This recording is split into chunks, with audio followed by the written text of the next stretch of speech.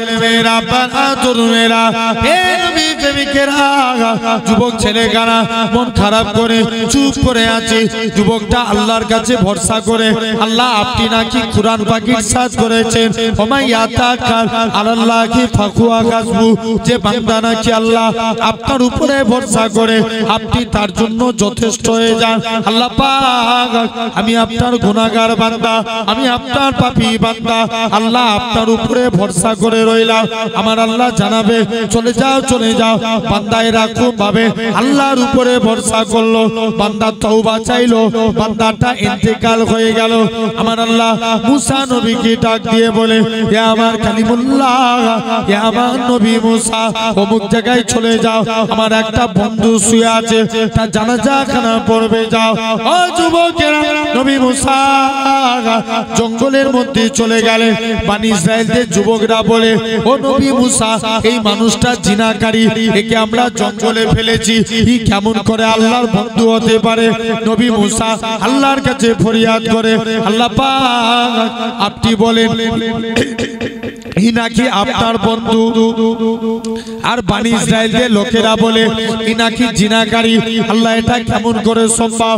আমার আল্লাহ জানিয়েছিলেন, হে আমার কালিমুল্লাহ, হে আমার নবী মুসা, ওই বান্দাটা জিনা করেছিল ঠিকই কথা, কিন্তু আমি আল্লাহ পাক আমার কাছে তওবা চেয়েছে, আমি আল্লাহ তার জীবনের পাখার পাখার গুনাহটাকে আমি আল্লাহ ক্ষমা করে দিয়েছি। কে মাফ করেছে? আল্লাহ। তাহলে আসেন, আমি যে আলোচনা করছিলাম, তাহলে আমরা আল্লাহর গোলাম হতে চাই, রাজি আছি তো? বলেন আরেকবার হাত তুলে দেখান দেখি, জোর করে একটু তাকবীর দেন তো। না রে তাকবীর, হাত নামাতে বললাম। আপনারা পীর মানেন না মানেন না? তাহলে একটু জোর করে হাত তুলেন। না রে তাকবীর, না রে তাকবীর। আলহামদুলিল্লাহ। আচ্ছা মান জেনে রেখে দেন সোনার ভাইরা, আসেন আল্লাহর গোলাম হতে গেলে কিছু কাজ করা লাগবে। নাম্বার 1, আগে আল্লাহকে সিজদা দিতে হবে। কাকে সিজদা দেওয়ার দরকার আছে না নাই? আমাদের জন্য নামাজ মাস না? কথা বলেন ভাই, ভাত খাওয়া যেমন জরুরি, আল্লাহর হুকুম নামাজ পড়া জরুরি। কত বুঝতে পারছেন না? নামাজ না পড়লে নাজাত পাবেন? কেউ বলতে পারবো? আর আমি নামাজ পড়েও বুক ঠুকে বলে দিতে পারবো আমি জান্নাত পেয়ে যাব? এটাও বলতে পারবো না। আসেন, এক নাম্বার আল্লাহর গোলাম হতে গেলে আল্লাহ বলছে, তোরা যদি আমার গোলাম হতে চাস আগে নামাজ পড়, সিজদা দে। ভাই শুনছেন? আল্লাহ আমাদের রিজিকের মালিককে জোর করে বলো। হাবিবে আজমি বলে আল্লাহর একজন ওলি মাহবুব বান্দা ছিলেন। হুজুরের স্ত্রী খুব কড়া মিজাজের ছিল। স্ত্রী বলে, হাগো স্বামী, তুমি কোন মালিকের কাজ করো, এই মালিক চেঞ্জ করো, অন্য মালিক ধরো। হাবিব আজমি বলে, স্ত্রী সবর কর, আমার মালিক যেদিন দিবে না ছপ্পর ফাড় খেয়ে দিবে। আর একটু জোরে বলো। যে রোজই তো বলছো তোমার মালিক দিবে দিবে, দিবেটা কবে? এই টাকা না নিয়ে ঘরে ঢুকতে দেবো নি। হুজুর কাজ করতেন কি? জঙ্গলে বসে বসে আল্লাহকে সিজদা দিতেন সারা দিন। আল্লাহর কাছে সিজদা দিয়ে আল্লাহর কাছে দুটো হাত পেতেছে। আল্লাহ কোনদিন স্ত্রীর কাছে কিছু চাইনি, আল্লাহ তোমার কাছে কিছু চাইনি, আজকে মনের আশা একটু রুজির জিম্মাদার হয়ে যাও। হুজুরের হাতে হাতে টাকা এলো না, মনটা বড় খারাপ, বাড়ি চলে গেছে। মুসলমান করে ছেলে মেয়েরা, তরুণেরা, এ নবী প্রেমিকেরা, আল্লাহ পাকের ওলি হযরতে হাবিবে আজমি রহমাতুল্লাহ আলাইহি হুজুর আমার বাড়ির দিকে চলে গেলেন। হুজুরের লক্ষ্য পড়ে গেল হুজুরের বাড়িতে মেহমানদারি হয়। হাবিবে আজমি চিন্তার মধ্যে পড়ে যায়, আল্লাহ পাক আমি কি ভুল করে অন্য মানুষের বাড়িতে চলে এসেছি, কার বাড়িতে এসেছি। আর একটু আগিয়ে গেলেন, যে দেখে নাকি হুজুরের স্ত্রীর হাতে গুছা গুছা টাকা আছে।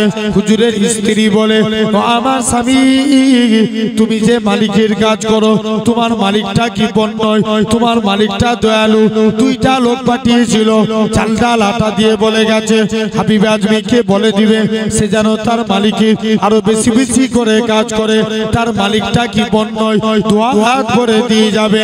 ও যুবকেরা, আল্লাহ পাকের ওলি হাবিবে আজমি বলে, ও আমার স্ত্রী শুনে রেখে দাও, আমি যে মালিকের কাজ করি আমার মালিকটা দুনিয়ার কোনো মালিক নয়, আমার প্রভুটা দুনিয়ার কোনো প্রভু নয়, আমার মালিক হলো তামাম মালিকের মালিক রাজাধিরাজ আমার আল্লাহ পাক। আমি আমার আল্লাহর হুকুম মানি, আল্লাহর রুজি পাঠাই। তো আমাদেরকেও নামাজ পড়তে হবে। নবীর কাছে একটা যুবক ছেলে গেলেন, চুপ করে যে নবীর দরবারে নবীর দিকে তাকিয়ে বসে আছে। নবী যুবকের দিকে তাকালেন, মুচকে মুচকে হাসতে লাগলেন। জোরে বলো। যুবক বাড়ি চলে এসেছে, কাজ করতে যাই, মনে পড়ে রাসূলুল্লাহর মুচকি হাসি। জোরে বলো না। ঘুমাতে যাচ্ছে, মনে পড়ে রাসূলুল্লাহর মুচকি হাসি। যুবক কাজ করতে পারে না, ঘুমাতে পারে না, বারে বারে নবীর নূর চাঁদ মুখখানা দেখতে মন চায়। দৌড়ে দৌড়ে নবীর দরবারে চলে গেছে। হুজুর বিয়াদবি মাফ করেন। যাই সাহাবী দৌড়ে দৌড়ে নবীর কাছে গেলেন। কি ব্যাপার? ইয়া রাসূলুল্লাহ, হাতটা বাড়িয়ে দেন, আজকের দিন আমি ঈমানের কালমা পড়ে মুসলমান হয়ে গেলাম।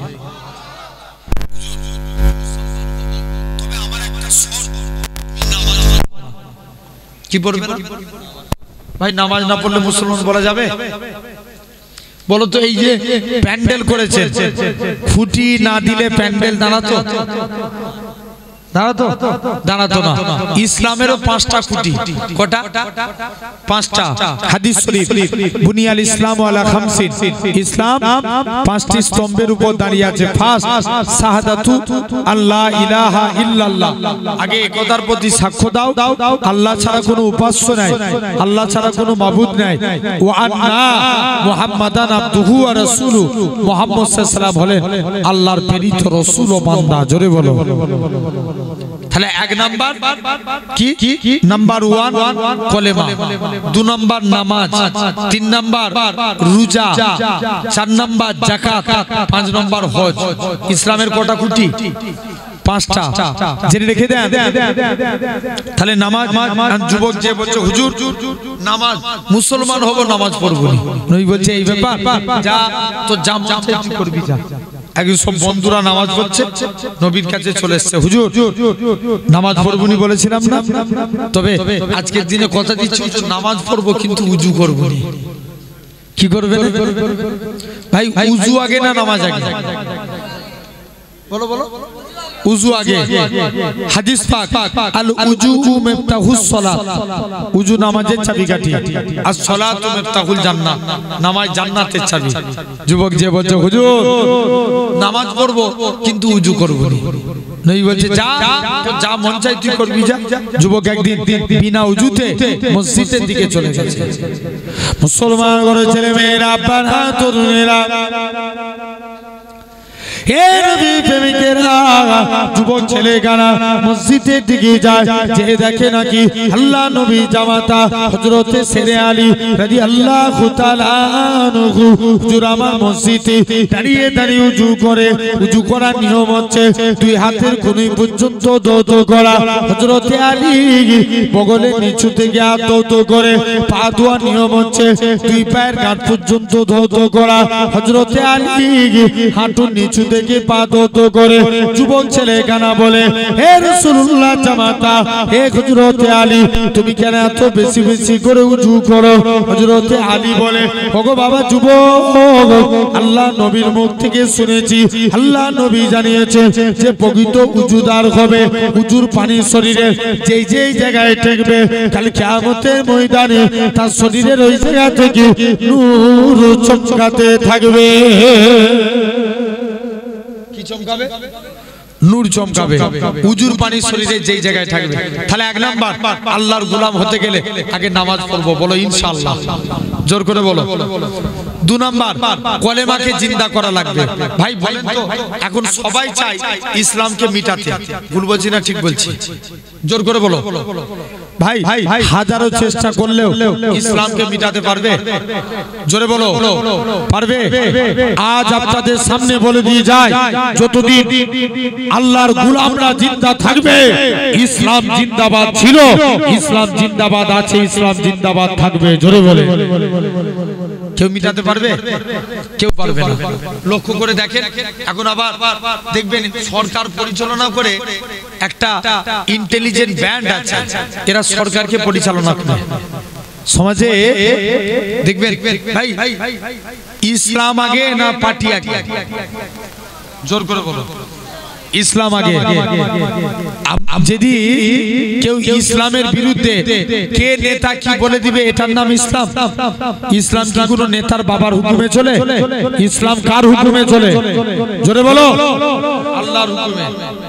কেউ কেন্দ্রীয় থেকে ঘোষণা করে দিল 3 তালাকের বিধান উঠে যাবে, কথা বলেন, উঠানো যাবে? ভাই জেনে রেখে দেন, শরিয়াতের বিধান যেটা আল্লাহ সিলেক্টেড করেছে, জেনে রেখে দেন ভাইরা, আপনারা তরুণেরা আছেন, মন দিয়ে শুনবেন। এটা হলো, তাহলে আমাদেরকে কদিন আবার দেখি দেখেন, শুধু ওরা প্ল্যান মাফিক আল্লাহ ঘর মসজিদ গুলোকে অ্যাটাক করছে, আছে না নাই? কথা বলেন ভাই। আবার কদিন আগে শোনা গেল, শোনা যাচ্ছে রিসেন্ট, খাজা হুজুরের মাজার কার জোর করে পারবে? জেনে রেখে দেন, আল্লাহ ছাড় দেন কিন্তু ছেড়ে দেয়, এটা মাথায় রাখতে হবে। কোন খাজা গরিবে নওয়াজ বাদশাহ আলমগীর, তিনি একদিন দিল্লির জমিনে বাদশাহ ছিলেন, তিনি একদিন কুরআন পড়ছেন, কুরআন পড়তে পড়তে তিনি একদিন কুরআনে আয়াত পড়ছেন, লাকাদ, এরকম ভাবে কুরআনে আয়াত পড়ছেন, আলা ইন্না আউলিয়া আল্লাহি লা ইয়ামুত, আল্লাহর ওলি বান্দা তারা মরে না, মরেও তারা জিন্দা। তুই মাওলা টিলে দিলে কি আজ দিবি? মরেও কি বলো বলো জিন্দা, মরেও জিন্দা। এটা হলো তিনি আয়াত করছেন, তিনি বলছে চলো আজকে আমি দিল্লির জমিনে প্রতিটা কবরস্থানে যাব, যে সালাম যদি উত্তর পায় জানবে এটা আল্লাহর ওলির কবর, আর উত্তর না পেলে জানবে এটা আল্লাহর ওলির কবর। চলে গেলেন দিল্লির জমিনে, প্রতিটা গোরস্থানে মধ্যে যে সৈন্যদের নিয়ে কবরস্থানে চলে গেলেন। মুসলমান ঘরে ছেলে মেয়েরা, পাড়া তরুণেরা, হে নবী প্রেমিকেরা, আল্লাহ পাকের ওলি হযরতে খাজা গরিবে নওয়াজ, এরা খুব ভাবে বাদশাহ আলমগীর দিল্লি জমিনে প্রথমে একটা কবরস্থানে গেলেন, প্রথমবার সালাম দেয়, আসসালামু আলাইকুম ইয়া আলাল কবর, কবর থেকে কোনো আওয়াজ আসে না। দ্বিতীয়বার সালাম দেয়, আসসালামু আলাইকুম ইয়া আলাল কবর, দ্বিতীয়বারও কোনো আওয়াজ আসে না। তৃতীয়বার সালাম দেয়, আসসালামু আলাইকুম ইয়া আলাল কবর, তৃতীয়বারও কোনো আওয়াজ আসে না। বাদশাহ আলমগীর বলে, ও আমার সৈন্যরা, এটা কোন আল্লাহর ওলির কবর নয়, এই কবরটা ভেঙে দাও। এরা খুব ভাবে আর একটা কবরস্থানে গেলেন, সালামের উত্তর পেল না, কবর ভেঙে দিল। এরা খুব ভাবে কবর ভাঙতে ভাঙতে 104টের অধিক কবর ভাঙা হয়ে গেল। অবশেষে দিল্লি জমিনে খাজা গরিবে নওয়াজ রহমাতুল্লাহ আলাইহি কবরের দিকে চলে গেলেন। প্রথমবার সালাম দেয়, আসসালামু আলাইকুম ইয়া ওলি আল্লাহ, কবর থেকে কোনো আওয়াজ আসে না। ও যুবকেরা, দ্বিতীয়বার সালাম দেয়, আসসালামু আলাইকুম ইয়া ওলি আল্লাহ, দ্বিতীয়বারও কোনো আওয়াজ আসে না। তৃতীয়বার সালাম দেয়, আসসালামু আলাইকুম ইয়া ওলি আল্লাহ, সঙ্গে সঙ্গে খাজা গরিবে নওয়াজের কবরের ভিতর থেকে ওয়া আলাইকুমুস সালামের আওয়াজ কানা ভেসে উঠেছে। আল্লাহ পাকের ওলি বাদশা আলমগীর বলে, ও খাজা গরিবে নওয়াজ, বলো তো দেখি, আমি প্রথমবার সালাম দিলাম আওয়াজ পেলাম না, দ্বিতীয়বার সালাম দিলাম আওয়াজ পেলাম না, কারণটা কি? খাজা গরিবে নওয়াজ বলে, ও বাবা বাদশা আলমগীর, আল্লাহ তোমায় শোনার মতো পা দিয়েছে, চোখে দেখার মতো পা দেয় না। যখন তুমি আমায় প্রথমবার সালাম দিলে, আমি খাজা গরিবে নওয়াজ রুহানি হালতে মদিনা শরীফে ছিলাম। যখন তুমি আমায় দ্বিতীয়বার সালাম দিলে, রুহানি হালতে মদিনা থেকে মক্কাতে আজমিরের দিকে আসলাম। যখন তুমি আমায় তৃতীয়বার সালাম দিলে, আমি আজমিরের জমিনে এসে তোমার সালামের জবাব দিয়ে দিলাম। তাহলে জেনে রেখে দেন, আমরা 2 নম্বর আল্লাহর গোলাম হতে গেলে কলেমাকে জিন্দা করব, বলো ইনশাআল্লাহ। জোর করে বলো ভাই। ইয়ামান বলে একটা দেশ ছিল, কোথায়? জোর করে বলো। ইয়ামান। ইয়ামান কোথায়? ইয়ামান। ইয়ামান বলে একটা দেশ ছিল, সে দেশের এক বাদশা ছিল, যার নাম ছিল ইউসুফ জুনওয়াজ। কি নাম বললাম? ইউসুফ জুনওয়াজ। সে নিয়ম করেছিল, আমার দেশে কেউ কলেমার প্রচার করতে পারবে না, আমার দেশে কেউ ইসলামের ঝান্ডা উড়াতে পারবে না। এখন অনেক মুসলমানদের উপর অত্যাচার করে এখন বুড়ো হয়েছে, শুনছো? বুড়ো হলে মানুষের চিন্তা বাড়ে না, কমে? বেড়েছে। বলছে এরা যদি ক্ষমতা পায় আমার অবস্থা খারাপ করে ফেলবে তো। বলছে যাই, এক জাদুঘরের কাছে গেছে, জাদুঘরকে যে বলছে, জাদুঘর আমি চাই আমার মরণের পর ক্ষমতা পাই যেন আমার ছেলে, তার মরণের পর তার ছেলে। কি কাজ করলে পাওয়া যায়? জাদুঘর বলছে চলে যাও, একটা যুবককে আমার কাছে আনো। এক যুবককে সিলেক্টেড করলেন, যার নাম ছিল আব্দুল্লাহ। কি নাম বললাম? জোরে বলো। আব্দুল্লাহ। আব্দুল্লাহ বলে এক যুবককে সিলেক্টেড করলেন। সিলেক্টেড করে নিয়ে যুবককে নিয়ে আস্তে আস্তে করে চলে গেলেন, শুনছো তো? যুবককে সিলেক্টেড করে আস্তে আস্তে করে চলে গেলেন। 6 মাস যুবক জাদু শিক্ষা অর্জন করলেন। ওই দেশে একটা মুরব্বি গাছতলায় বসে বসে আল্লাহ আল্লাহ জিকির করছে। যুবক 6 মাস জাদুবিদ্যা শিক্ষা অর্জন করে একদিন দেশে মাটিতে ফিরে যাচ্ছে। বলছে কি ব্যাপার? বলছে হ্যাঁ, আজকের দিনে বলো, আমি চাই আমার মরণের পর ক্ষমতা পাই। জানো তুমি আজকের দিনে মুরব্বি যুবকটাকে কাছে রাখলেন, আব্দুল্লাহ শুনো, কি ব্যাপার বলো? বলছে তুমি কলেমা সৈনিক হবে। বলছে এই কলেমাকে মিটানোর জন্য আমি কি শিখেছি? জোর করে বলো। জাদু শিখেছি, আমি কলেমা সৈনিক হব। মাথা খারাপ, মোটেও মানব না। চলে গেল। যুবকটা আব্দুল্লাহ মুরব্বির দিকে তাকিয়ে দেখে, মুরব্বি একবার আব্দুল্লাহর দিকে তাকিয়ে কাঁদে, আবার মুচকে মুচকে হাসতে লাগে। আব্দুল্লাহ বলছে মুরব্বি কি খেপে গেল নাকি? একবার কাঁদছে আবার হাসছে, ব্যাপারটা কি? যাই যে দেখি। মুসলমান ঘরের ছেলে মেয়েরা, আপনারা তরুণেরা, হে নবী প্রেমিকেরা, যুবক ছেলে কারা, এরা খুব পাবে আল্লাহ পাকের ওলি মুরব্বির কাছে গেলেন। ও বাবা যুবক, বলো তো দেখি, তুমি আমার দিকে তাকিয়ে কেন কাঁদছিলে, আবার কেন হাসতেছিলে? মুরব্বি কানা বলে, ও বাবা যুবক, আমি তোমাকে বলেছিলাম তুমি কলেমা সৈনিক হবে, একদিন তো তোমাকে কবরে যেতে হবে, তোমার এই সুন্দর চেহারা খানা কবরের মাটি খেয়ে ফেলবে, সেই দিনে তোমার কি হবে? সেই দিনের কথা চিন্তা করে আমি কাঁদি। তবে হুজুর আপনি কেন হাসতে লাগেন? ও বাবা যুবক, শুনে রেখে দাও, আমি এই জন্য হাসতেছিলাম, কেননা একদিন না একদিন, শুনে রেখে দাও, আমার আল্লাহ জানিয়ে দেয়, ও আমার বান্দা, রাজাকে পাঠিয়েছি জাদুবিদ্যা শিক্ষা অর্জন করতে, আর আমি আল্লাহ জানিয়ে দিলাম, আমি আল্লাহ এই যুবকের দ্বারায় আমি আল্লাহ পুনরায় কলেমা জিন্দা করে দেখাবো। কি জিন্দা করবে? কলেমা। যাও, এর দ্বারা এই দেশে আমি কলেমা জিন্দা করব। যুবকখানা বলে, না না না না, আমি এটা মানব না। মুরব্বি যুবকটাকে কাছে ডাকলেন, অন্তরে অন্তরে মিলিয়ে দিলেন। যুবক বলে, হুজুর ছেড়ে দেন, ছেড়ে দেন, আমি আমার কলবের চোখ থেকে আল্লাহর আরশে আজিম দেখতে পাই। আমাদের চোখ কটা? দুটো, তিনটে। ভাই হাদিস শরীফ ইন্না ফিল জাসাদা লা মুদগাতুন ইজা সালুহাত সালুহাল জাসাদা কুল্লুহু हमारे दिल के अंदर एक गोश्त का टुकड़ा है अगर वो गोश्त का टुकड़ा पाक रहे तो पूरा कंप्लीट बॉडी पाक वो इजा फसदा फसदल जसदा कुल्लुहु अगर वो गोश्त का टुकड़ा नापाक हो जाए तो पूरा कंप्लीट बॉडी नापाक अल्लाह रसूल बोलते आला वही अल काल उसका नाम है काल बंतोर इसका नाम क्या है कल अंतर जेने रेखे दें अंतर पाक माने पूरा बॉडी टाइप अंतर पाक माने की पूरा बॉडी टाइप पाक और अंतर ना पाक माने पूरा बॉडी टाइप ना पाक भाई शैतान काय्युमुज ज़मान बड़ो हुजूर केबला नाम सुनेছেন তো কোথায় কথা বলেন ফুরফুরা জমিনে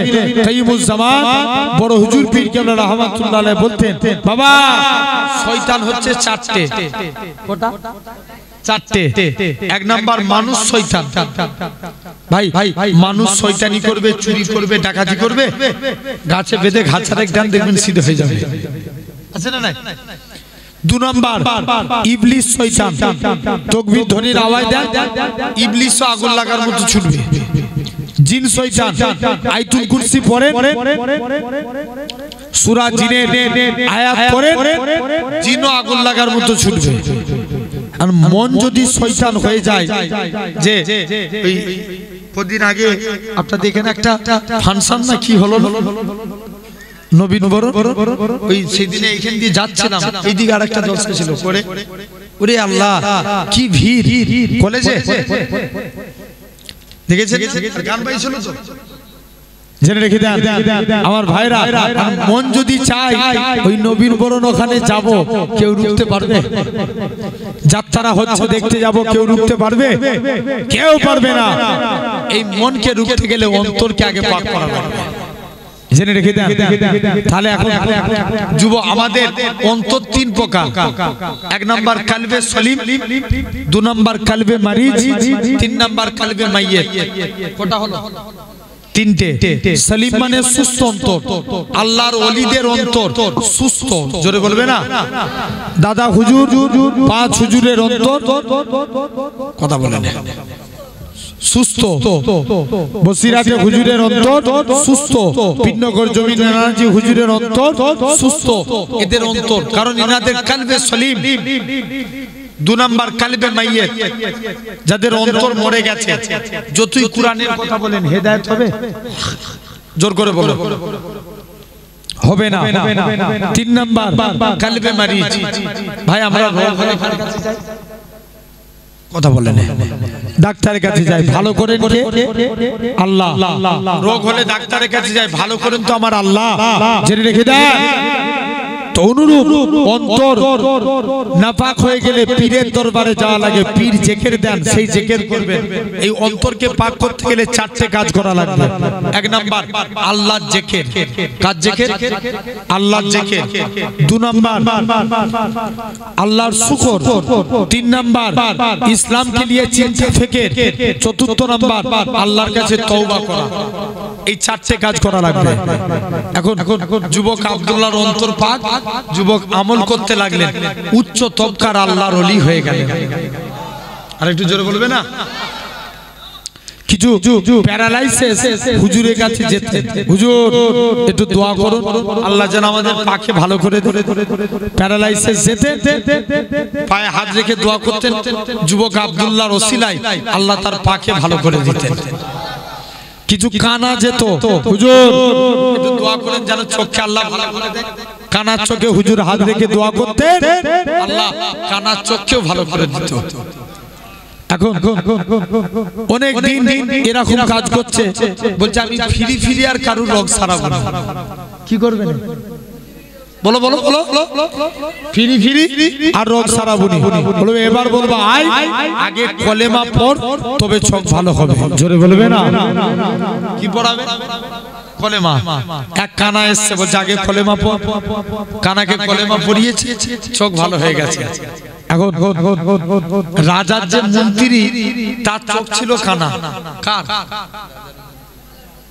রাজার মন্ত্রী কিছু টাকা পয়সা সামান নিয়ে আব্দুল্লাহর কাছে এসে হাজির। আব্দুল্লাহ, তুমি আজকের দিনে আমার জন্য দোয়া, আমার চোখকে ভালো করে দাও। আব্দুল্লাহ বলছে, আমি কে? ভালো করার মালিক তো আমার আল্লাহ। জোরে বলো না। বলছে, যা ভালো করে দাও। বলছে, না, আমি কেউ নয়, ভালো করার মালিক আমার আল্লাহ। বলছে, তবে তোমাকে কলেমা পড়তে হবে, তবে চোখ ভালো হবে। যে তুই আমায় চিনিস? আমি দেশের মন্ত্রী। বলছে, আমি মন্ত্রী টুন্ত্রি বুঝিনি, আগে কলেমা পড়, তবে চোখ ভালো হবে। এখন রাজার মন্ত্রী কলেমা পড়বে বলে মনে মনে করছে, এর সামনে কলেমা পড়বো আর এখান থেকে চলে গেলেই কলেমা ত্যাগ করে দেবো। কি করবে? কথা বলে একটু জোর করে বলো। কলেমা ত্যাগ করে দিবে, চোখ ভালো হবে? চোখ ভালো হবে না। আসেন যুবক, আল্লাহর কাছে দোয়া চাইছে। মুসলমান ঘরের ছেলে মেয়েরা, তরুণেরা, যুবক আব্দুল্লাহ আল্লাহর কাছে দোয়া চায়, আল্লাহ পাক তুমি আজকে দিনে এই মন্ত্রীর চোখকে ভালো করে দাও। আল্লাহ, যদি মন্ত্রীর চোখ ভালো হয়ে যায়, আমি যুবক তোমার কাছে কথা দিচ্ছি, পার্লামেন্টে ইসলামের পতাকা উড়াবো। যুবক ছেলে কানা মন্ত্রীর চোখে হাত রেখে দোয়া করলেন, মন্ত্রীর চোখ ভালো হয়ে গেল। আমার আল্লাহ ডাক দিয়ে বলে, এরকম ভাবে মন্ত্রী বলে, যুবক এবার আমায় ছেড়ে দাও, আমি চলে যাই রাজার কাছে চলে যায়। যুবক বলে, না না না না, এটা মানা যাবে না। যুবক মন্ত্রীকে কাছে ডাকলেন, অন্তরে অন্তরে মিলিয়ে দিলেন। যুবক বলে, হুজুর ছেড়ে দেন, আমি আমার কলবের চোখ থেকে আল্লাহর আরশে আজিম দেখতে পাই। মন্ত্রীর চোখ ভালো, রাজার কাছে চলে গেছে। রাজা বলছে, মন্ত্রী তোমার চোখ ভালো করলো। মন্ত্রী বলছে, রাজা চোখ আমার আল্লাহ ভালো করেছে। আর একটু জোরে বলো। বলছে, আল্লাহ ভালো করেছে, যাও। যুবকটা চলে গেল। বলছে, দাঁড়া, আমি তোদের আল্লাহ। বলছে, না, আমার আল্লাহ ভালো করেছে। এক যুবকের কাছে আসলেন, যুবকের কাছে এসে বলছে, যুবক তুমি আজকের দিনে বলো কলেমা। শুনছেন যুবক, তুমি আজকের দিনে বলো যে তারা, আমি একটা যুবককে জাদু শিখতে পাঠিয়েছি, সে এসুক, তোদের ব্যবস্থা করছি। বলছে, তুমি যাও না, তুমি যাকে জাদু শিখতে পাঠিয়েছো আমি তার কাছ থেকে কলেমা শিখে এসেছি। যাও, চলে গেলেন। এরকম ভাবে এখন যুবক চলে এসছে, রাজা তোমাকেও কলেমা পড়তে হবে, অত শত বুঝিনি, তুই কলেমা থাক। আজকের দিনে তারা তোর ব্যবস্থা করছি। পর্বতের চূড়ায় পাঠিয়ে দিলেন। মুসলমান ঘরের ছেলে মেয়েরা, তরুণেরা, 70 জন সৈন্য দিয়ে যুবক ছেলে কানাকে পর্বতের চূড়ায় পাঠিয়ে দিলেন। যুবকটা পর্বত থেকে আমার আল্লাহর কাছে ফরিয়াদ করে, আল্লাহ পাক তুমি আজকের দিনে যদি আমাকে হেফাজত করো, তুমি না বাঁচালে কে বাঁচাবে? আল্লাহ তুমি আজকের দিনে আমাকে হেফাজত করো। আমার আল্লাহ পাহাড়কে হুকুম করে, এ দুনিয়ার জমিনের পাহাড় তুমি কম্পিত হতে লাগো, পাহাড়খানা কম্পিত হতে লাগে। 70 জন সৈন্যরা নিজেদের প্রাণ বাঁচাতে লাগে। আমার আল্লাহ পাক যুবককে আস্তে আস্তে সহিয়ে সালামতে পাহাড় থেকে নামিয়ে দিলেন। ও যুবকেরা, যুবক ছেলে কানা রাজার কাছে যায়। রাজা বলে, যুবক কে তোকে বাঁচিয়েছে? যুবক বলে, আমাকে আমার আল্লাহ বাঁচিয়েছে। দ্বিতীয়বার যুবকটাকে পানিতে ফেলে দিলেন, পানিতে পড়ে গেল। যুবক ছেলে কানা আমার আল্লাহ দরিয়ার পানিকে হুকুম করে, এ দরিয়ার পানি তুমি যুবকটাকে আড়াই তুলে দাও। যুবক ছেলে কানা আড়াই উঠে গেল। আমার আল্লাহ ডাক দিয়ে বলে, ওই আমার বান্দারি, তোকে আজকের দিনে রাজা বলে, যুবক কি করলে মারা যায়? এলাকায় একটা সমাবেশ তৈরি করো। এলাকায় সমাবেশ তৈরি হলো। যুবক ছেলে কানা ইয়ামানের মানুষদেরকে বলে, এই ইয়ামানের মানুষের আগা, তোমরা আমার আল্লাহকে আল্লাহ বলে মেনে নাও, পরকালে নাজাত পাবে, আযাবে জাহান্নাম থেকে রেহাই পেয়ে যাবে। একসঙ্গে হাজার হাজার মানুষ যুবক আব্দুল্লাহর হাতে হাত দিয়ে ঈমানের কালেমা পড়ে মুসলমান হয়ে গেলে। তাহলে ভাবো সোনার ভাই, 2 নম্বর আল্লাহর গোলাম হতে গেলে কলেমাকে জিন্দা করব, বলো ইনশাআল্লাহ, জোর করে বলো। 3 নম্বর আমরা জবানের হেফাজত করব। জবানের আমরা হেফাজত করি। দেখবেন এখন সব মুরব্বীদের নাম ধরে ধরে রাগায়, আছে না নাই? আমাদের ওই সাইডে এক লোকের নাম রেজাউল, তাকে ডাকে ডের ব্যাটারি বলে। নাম কি বলো বলো? রেজাউল ভাই, একদম হাকিকাত। আর আপনারা ভাবেন এই যতটা আপনার 24 পরগনার দিকে আসি ততটা মেদিনীপুরের দিকে যায়। এরকম পশ্চিম মেদিনীপুর খড়কুসমা বলে একটা জায়গা আছে, জেনে রেখে দেন। ওখানে এক জায়গায় দাওয়াতে গেছি, একজনের নাম ভালো নাম আফসার, তার ডাক নাম ফাটা। কি নাম বললাম? কত দিতে যাচ্ছে না? যুবকরা এরকম নাম ধরে রাগায়। কদিন আগে একটা ভিডিও দেখবেন খুব ভাইরাল হয়েছিল, এক বুড়িকে 63 বললেই রেগে যেত। কত জোরে বলো? রাখতো না ভাই? কারোর নাম খারাপ করা যাবে? নাম্বার 1 জবানের হিফাজত করা লাগবে। নবীর এক সাহাবী জিনা করতো, মদ পান করতো। নবীর কাছে যে বলছে হুজুর আমি ভালো হতে চাই, আল্লাহর নবী বলছে বাবা তুমি ওয়াদা করো জীবনে কোনোদিন মুখ দিয়ে মিথ্যা কথা বলবো না। যুবক খুশি মনে ওয়াদা করে দিল। একদিন নবী কিন্তু মদ খাওয়ার কথা নিষেধ করেন, জিনারও কথা নিষেধ করেন। যুবক একদিন মদ খেয়ে নবীর দরবারে হাজির। নবী বলছে বাবা তুমি মদ খেয়েছো, ওয়াদা করেছো কি বলবো? জোরে বলো, মিথ্যা কথা বলবো না। যুবক বলছে হুজুর আমি কথা দিচ্ছি আর কোনোদিন মদ খাবো না। জোর করে বলো। দ্বিতীয় দিন আবার জিনা করে নবীর কাছে গেছে। নবী বলছে বাবা তুমি জিনা করেছো? হুজুর কথা দিলাম জীবনে আর কোনোদিন জিনার কাজ করব না। তাহলে একটা জিনিসের হেফাজত করলো কি? জবানের। হাদিস শরীফ এসেছে মিন লিসানিহি ওয়া ইয়াদিহি, আগে হাতের কথা বলেন, নবী আগে মুখের কথা বলছে। এটা পাবেন কোথায়? মিসকাতুল মাসাবি, আমরা পড়ে এসেছি এই কিতাবগুলো, জেনে রেখে দেন। এই মিসকাতুল মাসাবি নবী আগে মুখের কথা। দেখবেন একটা মানুষকে হাত দিয়ে দুঃখ দেওয়ার আগে মুখ দিয়ে দুঃখ দিয়ে হয় না? তাই আগে জবানকে কন্ট্রোল করেন। বলেন ইনশাআল্লাহ এই 3টে কাজ করবেন। আর প্রথম 4টে যে বললাম এই 4টে ওয়াদা পালনের চেষ্টা করবেন। বলেন ইনশাআল্লাহ আল্লাহর ওয়াদা আপনি যদি পালন করতে পারেন আল্লাহ অবশ্যই কবুল করে নেবেন। ভাই তথাপিও প্রতি বছর আপনাদের সহযোগিতায় অল্প কিছু টাইম আপনাদের কাছে